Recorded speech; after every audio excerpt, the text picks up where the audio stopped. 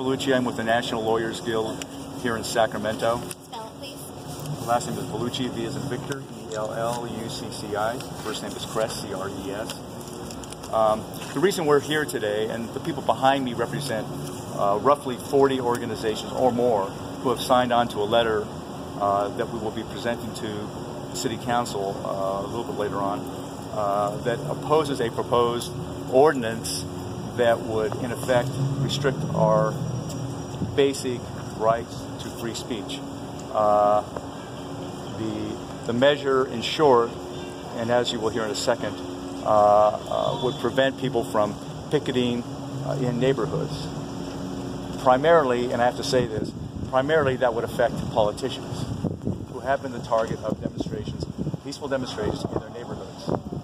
We find, at least I find it extremely ironic that politicians would be voting on a measure that would restrict our rights as their constituents because it directly affects them. Anyway, so that's pretty much it. Let's have a person read the statement, and then we'll have questions and a couple other statements when we're done. Okay, thanks. There we go. She's doing a hard job. Hi. Giovanna Fajardo with ACE, Alliance of Californians for Community Empowerment. Spell your first and last name, please. Giovanna, J-O-V as in Victor, A-N-A. Fajardo, F-A-J-A-R-D-O. Dear City Council members and Mayor Steinberg, we, the undersigned organizations representing a spectrum of constituencies, submit this comment to express our deep disagreement with the proposed ordinance banning certain forms of speech activity, including intrusive solicitation, the use of bullhorns, and residential picketing. This proposed ordinance silences dissent and will have a disappropriate impact on the poor, communities of color, and working people. These are the people who must take to the streets and use their bodies and voices to call attention to the issues impacting their communities. These communities do not have access to expensive lobbyists and media campaigns, but must rely on their bodies and their voices to call attention to the issues in which they believe. Workers fighting for a living wage or the right to a union may take to the streets to call attention to unfair working conditions, otherwise hidden behind the walls of businesses or away from the view in a farm field. People of color fighting against police brutality may take to the local streets to call attention to an injustice that has occurred. We may not always agree with the speech of these protesters, but our communities will not be better off by silencing these voices and pretending that their grievances do not exist. Rather, Sacramento will be contributing to the widening gap between those with power and those without in our society by creating yet another barrier to participation and visibility for those who have already have the few avenues available, particularly in the current political climate where immigration, labor, and criminal law policies are constantly being proposed or implemented. It is imperative that we protect and defend the right of all people in dissent, resist, and be heard. This means protecting speech that may make us uncomfortable or cause us embarrassment. Discomfort is a small price to pay for upholding the most fundamental value we possess, the right to speak, to be heard, to assemble with our fellow community members. We again strongly urge the mayor and the council to reject this wrong-headed ordinance, to protect the right to speech and protest in our community, particularly in this time of hate, fear, and undermining of civil liberties. And sincerely, there's several organizations. Should I read all the organizations? Yes. Okay, thank you. Thanks.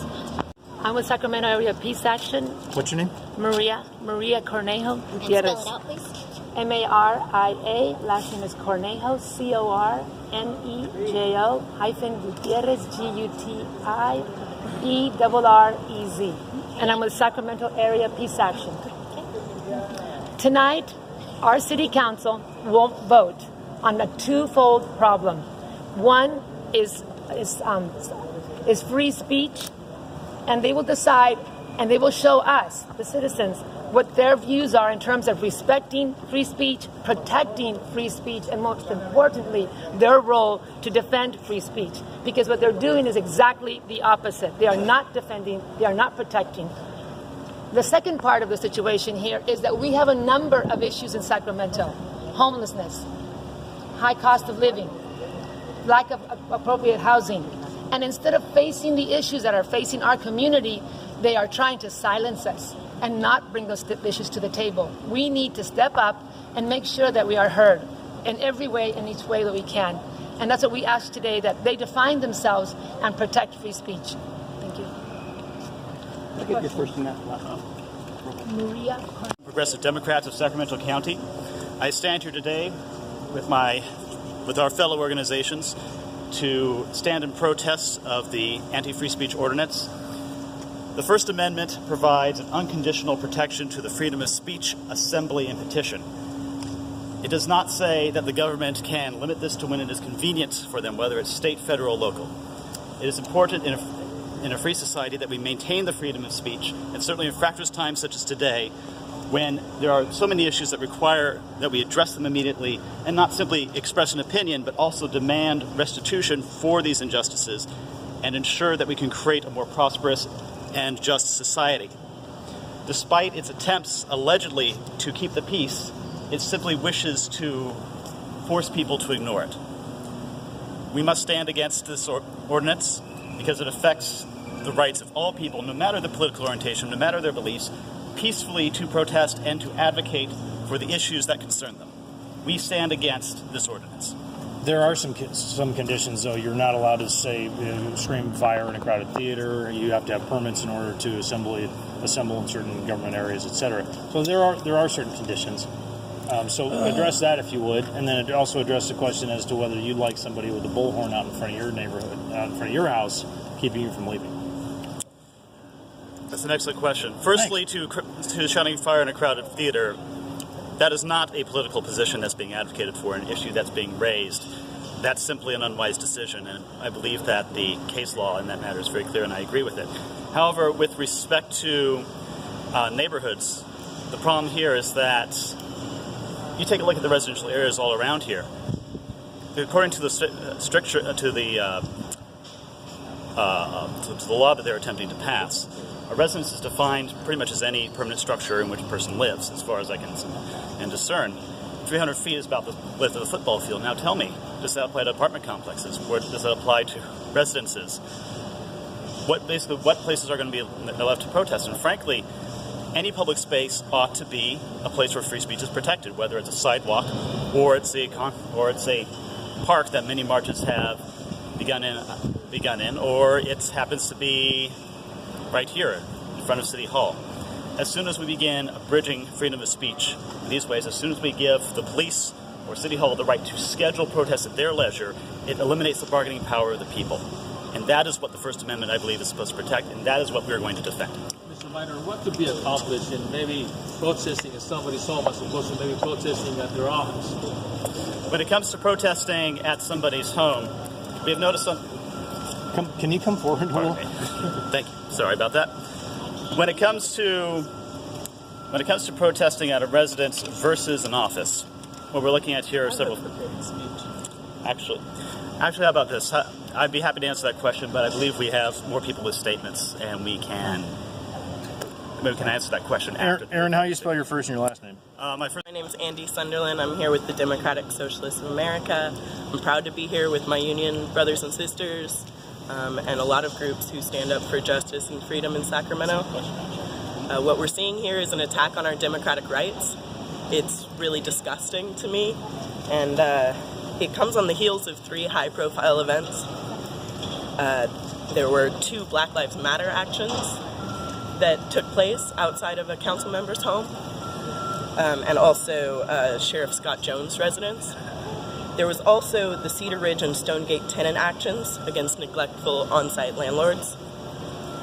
And so you can really see how our representatives aren't moving to make any meaningful reform, any change to ameliorate the crisis that we all face in our day-to-day lives.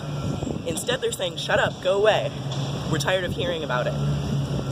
So for me, I see our council tonight being faced with a choice. They can say that they really do believe that love trumps hate, and they can stand with working people who have been marginalized in Sacramento by a bad economy, by an out-of-control rental market, and by out-of-control police officers. or they can keep saying, shut up and go away. Your problems aren't our problems, and we don't have to deal with them. Let me ask you the same question. If somebody doesn't like the Democratic Socialists of America, or pardon me if I got the name of the group wrong, No, that's good. and they decide to protest outside your home with a bullhorn, should they be allowed to protest outside with your bullhorn right in front of your front step? Well, I would argue that I'm not a public figure, so that would be a different situation, but still, it's within their free speech rights. I don't like I said, I'm not a public figure, so it's not a part of, organizing against powerful institutions to have your voice heard. But so I don't really have a position on that. Lemma. I'm with NorCal Resist. You go ahead and spell that. Thanks. FIORELLA. Last name Lemma. LEMA. I'm outraged with this ordinance by telling us that we are not allowed to assemble in the public area. You're telling us that we can't publicly mourn our lost ones. When we assemble, that's our form of healing. That's our form of bringing our communities together. That's our solidarity. By telling us that we can't do that, you're telling us that you don't care about what happens to the rest of us. So long as we're quiet, so long as we're seen and not heard, then you don't care. And that's not okay, because these people are my family. These are people I love. These are people I cry with, I laugh with. We go day in and day out fighting for what we think is right. We are exhausted. We try to go through pain and grief. We just try to push through just so the rest of us can have a voice tomorrow.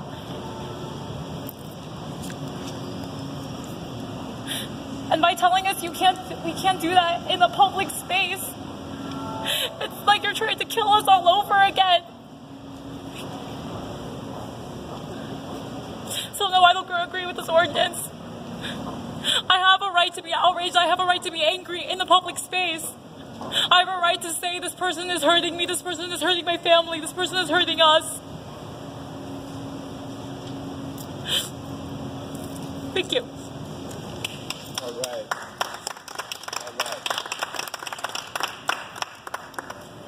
Demonstration in front of your house? Just fine. If someone wants to do a demonstration in a public area, like on a sidewalk, in front of my home, they feel free to do it. We can discuss the issues like any person in a free society. The problem with all of this is that it's a slippery slope. And if we start banning someone's speech, then it's everybody's speech.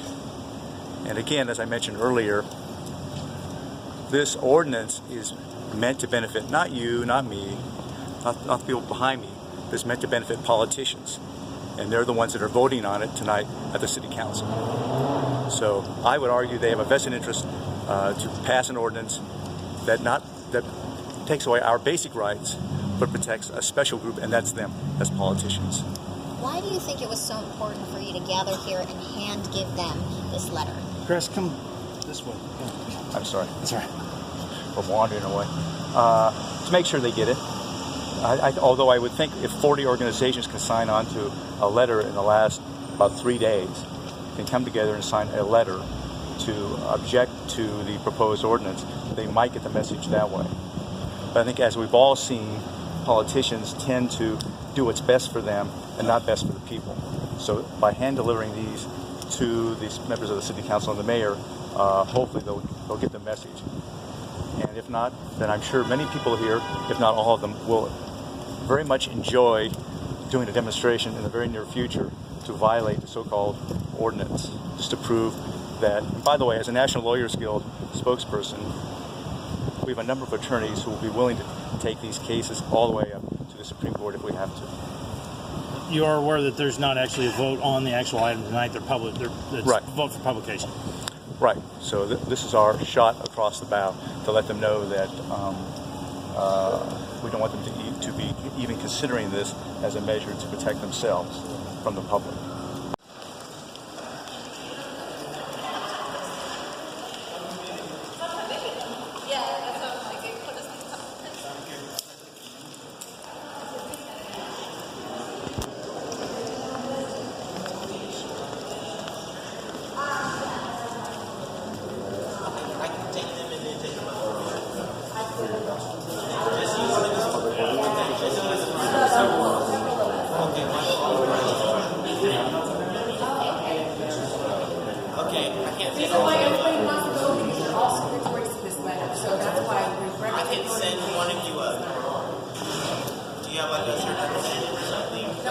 organizations, and each organization is Okay, who are the heads of each organization? We're all the heads of it. Yeah, you are. Okay. Can you tell me why you think Because it's illogical to send all of you up there concerning a group of papers. you're minimizing our I'm rights? not trying to help. We could create 30 letters and we Either one of you. Or I can Okay, take we can all take each letter up on an individual basis. Kind of how let's go. What happens? You're not going to do that. You're not I going to allow can't us to send all of you up. We can't get up. We can't go Not up. all of you. No. I'd like to speak with my council member. Okay. Yeah. I'd like to speak with my council member on the Thomas That's and fine. please. Okay, that's fine. So are you going to allow me up? Who's representing, excuse me, who's representing the group? There's a problem. There's 40 organizations. No. Individual citizens. We're here as taxpaying citizens that demand to talk to our public officials.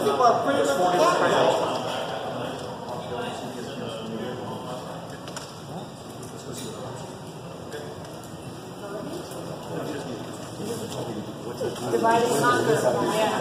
It's all video. What's the name of your group? I'm sorry. I will go for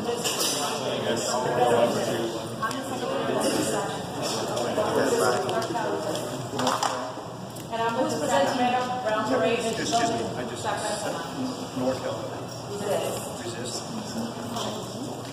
Can I have that, can I have that list? Can I borrow this list? What, it's got right on it. second page has a list of all the signatories. They're addressed to different councils. Let me see if I can get somebody to come down here. If not, then we'll have to come up with another plan, okay?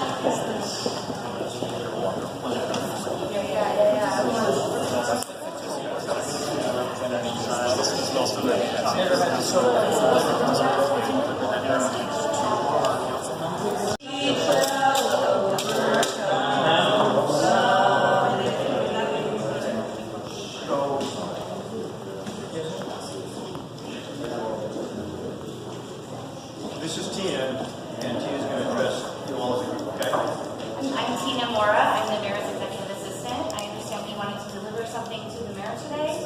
I'm happy to receive the item and make sure the mayor does receive it today. He is in office, and I will make sure that he does get it. We have a staff representative who is our liaison with each council office, and he will make sure that a copy is also delivered to each council office. Well, we are That's what I different. can do for you today. We are not one group. We are different organizations. We would like to go up and see our representatives as individual organizations, not as one group. Is there a reason why we have to be grouped together? Is there a reason why each organization can't be represented on an individual basis? I understand those documents to be delivered. So, there's documents to be delivered. That's what I was told, not to meet individually with the council people. So I made arrangements for your documents to be delivered as you requested. We'll really do that now. I've also learned that this document is part of an item that's on the agenda for this evening's council meeting. So there's enough, is that correct, ma'am? So you're nodding your head, yes, thank you. So it sounds to me like there's a platform and there's an item on the agenda for this company to address this letter. As far as you meeting individually with your council members, like we tell everybody else, you need to make an appointment so that they can be sure to be there. To show up unexpected, I think, is somewhat unreasonable, especially since I was told all you really wanted to do initially was deliver documents. So I've made those arrangements for those documents to be delivered. So she's willing to accept those now before she goes up. I just give you a couple moments. It looks like you have the documents here. Yeah, I also called my council member and they're going to come down. Okay. And the reason why you Good, think thank you, that ma'am. is what you believe is because you didn't allow us to speak. You spoke over us. What we asked is that each and every one of us. I didn't speak to you, ma'am. I spoke to this young lady, Speak to okay? me exactly like Are you you were ready to earlier. turn those That's the documents reason over? why you don't understand. Okay. If you're here to listen Are you or ready to you're go? here to command. This is our city hall. This is my city hall. I have the right to deliver my document to my representative. It's our hall. This is we our pay hall. your taxes. You need to listen to us. So I cannot deliver a document to my representative because I'm not allowed to go and deliver a document to my representative. This is Sacramento City Hall. I'm going to mention this tonight in the public comment. For an item that's on the agenda today. Do you really think that after Charlotte, we're going to take this kind of business? No. This is a situation that we have to start at home. As we say, if people say all politics begin at home, well, we're here. Right. And we're going to make sure that what happens in Charlottesville, what happens all across this country, is not going to happen in Sacramento. This is our city, and our representatives will not represent us. We will represent ourselves. Please note that just what happened here right now, a few minutes ago, is exactly why we oppose this ordinance. Right. It is to enable these individuals in City Hall to do to everybody what they just did to us, to ignore us at their leisure, instead of for them to serve at our leisure. That's right. Free speech stops at the front desk. I didn't read that in the Constitution. Yeah. Well, it's interesting that the officer said that the mayor was upstairs and other members of the city council are upstairs. Why are they coming down? They don't seem to understand the gravity of the situation. I think that's what's going on. They don't want to face the people. That's No. So 5 o'clock here, 4:30. 4:30. 4:30 and 5.